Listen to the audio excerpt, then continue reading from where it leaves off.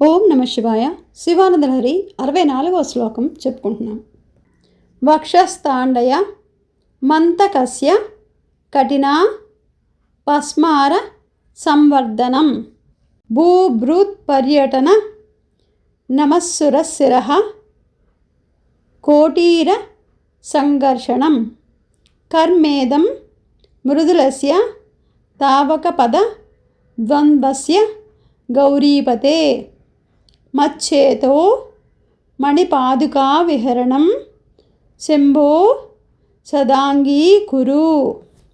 వక్షస్థాండయమంతకస్య కఠినా పస్మార సంవర్ధనం భూభూత్పర్యటనం నమస్సురశిరః కోటీర సంఘర్షణం కర్మేదం మృదులస్య తావకపదద్వంద్వస్య గౌరీపతే మచ్చేతో మణిపాదుకా విహరణం శంభో సదాంగీకురు. ఓం నమ శివాయ.